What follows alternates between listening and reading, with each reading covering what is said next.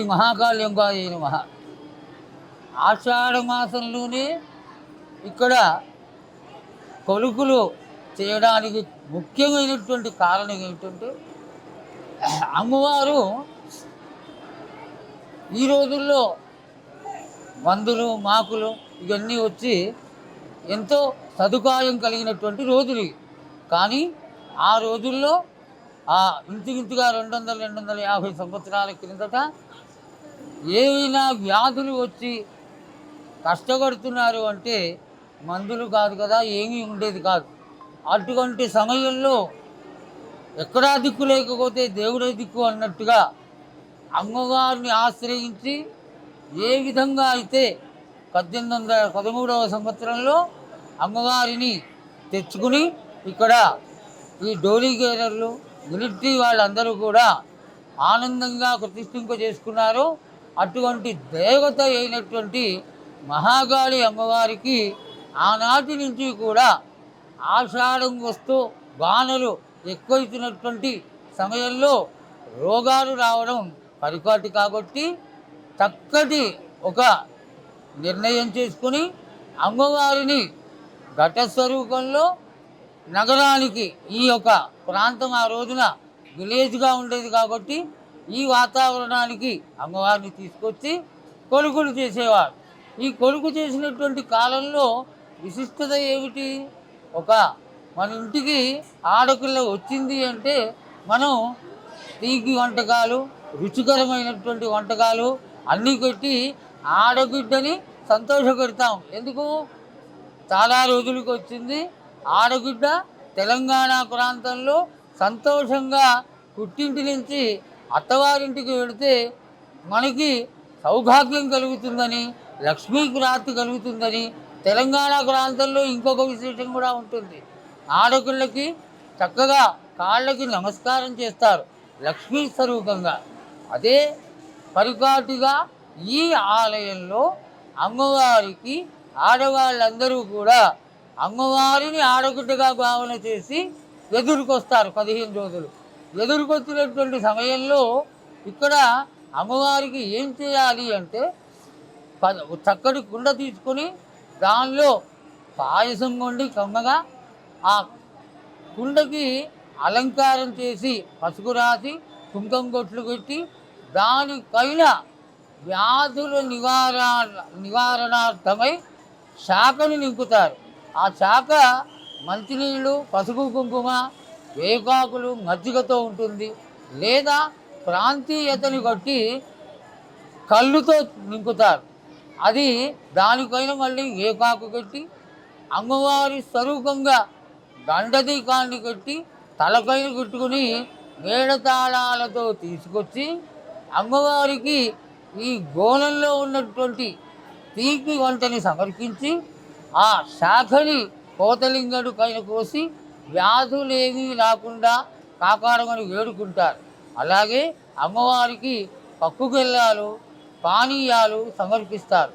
ఈ విషయంలో ఇంకా గొప్పతనం ఏమిటంటే, ఆడబిడ్డగా భావన చేసి 5 కిలోల ఒడిగియం కానీ, కిలోంగావు ఒడిగియం కానీ చీరలతో సమర్పించి పసుపు కుంకుమలిచ్చి అమ్మవారికి గాజులు సమర్పించి సొంత ఆడబిడ్డని ఎంత చక్కగా ఆనందింపజేసి అత్తవారింటికి పంపిస్తారో అదేవిధంగా ఈ యొక్క మహాకాళి అమ్మవారిని 16వ రోజున అత్తవారింటికి పంపించడం అనేది ఈ ప్రాంతంలో లష్కర్ గోనాల పండగగా మొట్టమొదటగా ప్రారంభమైనటువంటి గోనాల పండగ యొక్క ప్రాశస్త్యం కలిగినటువంటి ఈ విశిష్టత.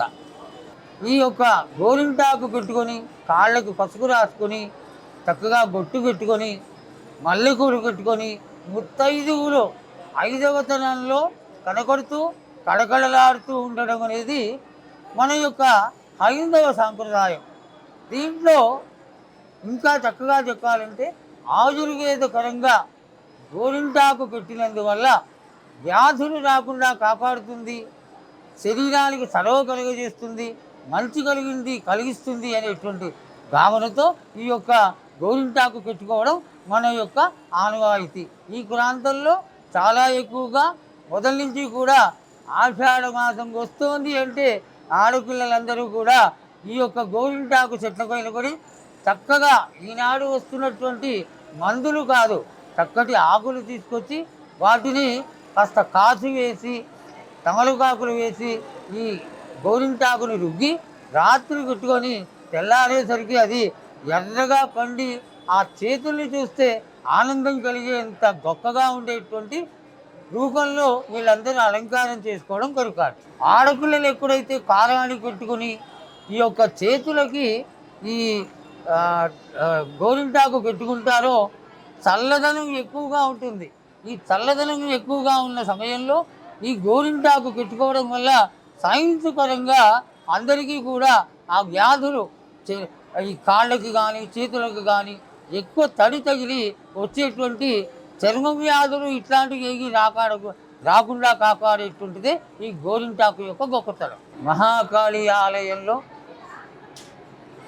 చాలా విశేషమైనటువంటి 16వ రోజున విశేషం ఏంటంటే ఇంచుమించుగా 250 సంవత్సరాలుగా ప్రసార మాధ్యాలు కానీ టెలివిజన్లు కానీ ఇట్లాంటివి ఏమీ లేనటువంటి రోజుల్లో అమ్మవారి యొక్క గొప్పతనం, ఈ యొక్క ఆలయంలో జరిగేటువంటి పూజా విధానాలు ఏ విధంగా జరుగుతున్నాయి, ఎలా జరుగుతున్నాయి, ఎవరు ఏ విధంగా బాధపడుతున్నారు, ఆ వ్యాధులు రాకుండా ఏం పూజలు చేయాలి, ఈ యొక్క విశిష్టతని ఎలా మనం తెలుసుకోవాలి అనేటువంటి ఒక చక్కని సమస్య ఎదుర్కొనగా దానికి పరిష్కారాన్ని ఈ ప్రాంతంలో ఉన్నటువంటి సిరుటి అప్పయ్య గారి కుటుంబం, డౌలిగేరర్లు ఈ జాతరని ఏ విధంగా ఎన్నుకున్నారో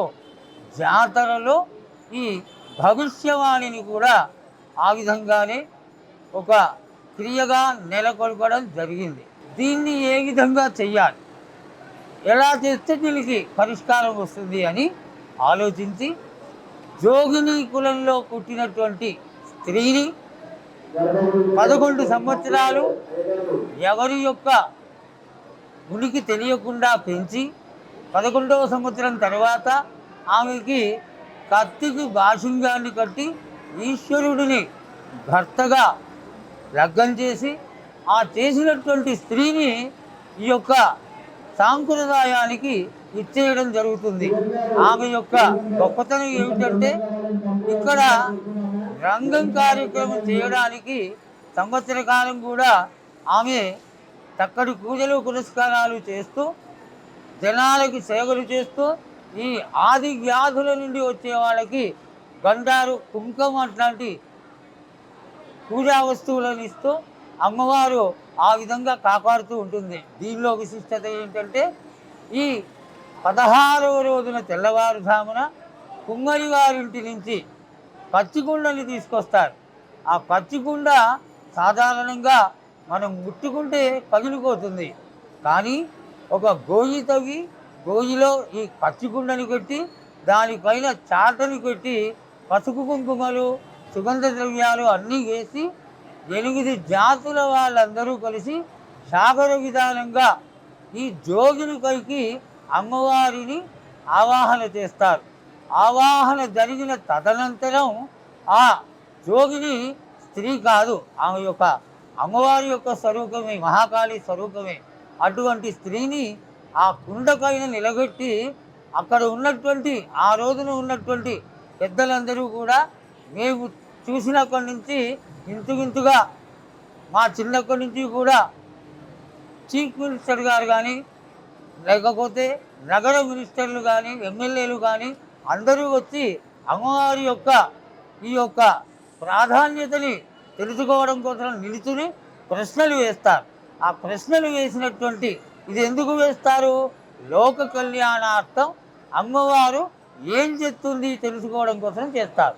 అయితే ఈయన ఆ సంవత్సరం జరిగినటువంటి లోటుపాట్లు, రాబోయే సంవత్సరంలో జరగకూడనటువంటి క్రియలు తెలియజేసి దోషాలు పోవడానికి వాళ్ళు చేయాల్సినటువంటి క్రియల్ని తెలియజేస్తుంది అమ్మవారు. ఇంత చక్కటి క్రియ మొట్టమొదటగా లష్కరులో ఇక్కడే ప్రారంభమై తర్వాత తదనంతరం అంతా పాకి ఈనాడు అన్ని చోట్ల జరుగుతోంది. కానీ ప్రాశస్త్యం కలిగినటువంటి విషయం మాత్రం ఈ లష్కరు గోనాలుగా ప్రసిద్ధి కాంచినటువంటి మహాకాళి దేవస్థానంలోని ప్రశ్నలు అడిగిన తర్వాత అమ్మవారు వెళ్ళిపోవడం జరుగుతుంది. వెళ్ళిపోయినటువంటి మరుక్షణంలో ఆ పచ్చికుండ తునాతునకలై ముక్కలైపోతుంది.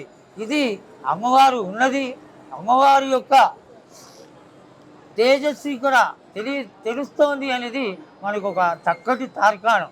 దీనికోసం లక్షలాది మంది యావత్ ప్రపంచము ఎంతో ఆతృతగా ఆ 8:30 గంటలకి సోమవారం నాడు వేచి చూస్తూ అమ్మవారిని ఈ రంగం భవిష్యవాణి స్వరూపంలో దర్శించుకుంటూ ఉంటారు.